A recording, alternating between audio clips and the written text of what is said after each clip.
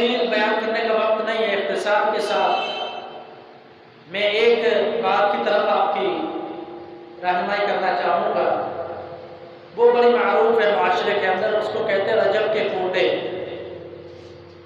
رجب کے کنڈوں کے نام سے ایک دن جو 22 رجب آتی ہے، اس دن کو یہ معاملہ کیا جاتا ہے، لوگوں کی دعوتیں کی جاتی ہیں۔ یہ جو دن ہے، اس دن کے بارے میں ایک داستان گھڑی گئی۔ اس داستان کے مطابق اس دن کو منایا جاتا ہے اور اس دن میں کھانے پینے کا اہتمام کیے جاتے ہیں۔ وہ داستان عجیب ایک کتاب، ہندوستان کا ایک رائٹر تھا، اس نے کتاب لکھی داستان عجیب۔ اس داستان عجیب کے اندر اس نے امام جعفر صادق رحمہ اللہ کے حوالے سے ایک بات لکھ دی، حالانکہ اس کی کوئی سند نہیں ہے، کوئی سند، بے سر و سند وہ بات ہے جس کی نہ تاریخ سے کوئی مضبوط دلیل ملتی ہے، نہ ہی کسی کتب حدیث سے کوئی دلیل ملتی ہے۔ اور اس نے وہ بات لکھ دی امام جعفر صادق کے حوالے سے کہ جو اس دن کو 22 رجب کو کوئی اس طرح کا معاملہ کرے گا، رجب کے کنڈے، پھر جو ہے یہ دعا کرے گا میرے صدقے سے، میرے صدقے سے دعا کرے گا، جو بھی دعا کرے گا، جو بھی چیز مانگے گا تو اس کو عطا کر دی جائے گی۔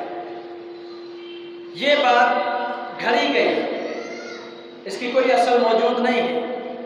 اور آج نظر آتا ہے کہ مسلمانوں کی اکثریت 22 رجب کو امام جعفر صادق کے نام سے کنڈے کرتے ہیں اور ان کے نام سے، یہ صدقہ کے نام سے ان کی طرف ثواب پہنچانے کے لیے یہ کام کرتے ہیں۔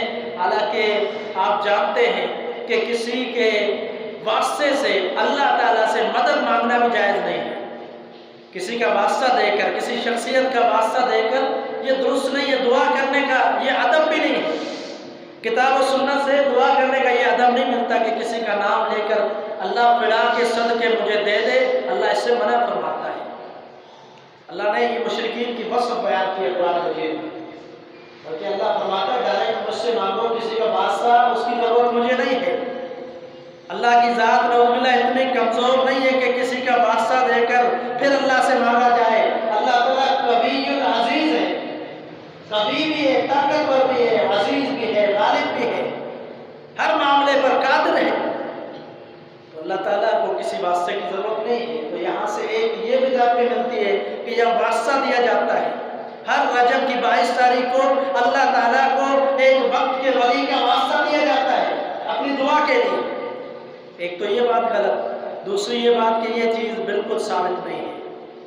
تو یہ جو من مانے قصے جو ہوتے ہیں، جو من پسند قصے، کہانیاں، ان کو رواج آج کل بہت ہمارے معاشرے میں ہے۔ عزیز ساتھیو، کتاب و سنت کے اندر جو چیز موجود نہیں ہے اس کو اپنانا بدعت ہے، وہ ایک نیا کام ہے۔ اس کو دین سمجھ کر روایت دینا اور پھر ثواب کی امید رکھنا، اجر کی امید رکھنا، یہ بدعت قرار پائے۔ سادہ سی تعریف کیا ہے؟ کوئی بھی کام دین کے اندر کیا جائے اور پھر اس کے ساتھ ساتھ نیت یہ ہو کہ مجھے اجر ملے گا۔ کوئی بھی کام دین میں کیا جائے اور نیت یہ ہو کہ اجر ملے گا، اس کا ثبوت کتاب و سنت میں ہونا ضروری ہے۔ اگر کتاب و سنت میں ثبوت نہیں ہے تو اس کو بدعت قرار دیا گیا ہے، دین کے اندر نیا معاملہ۔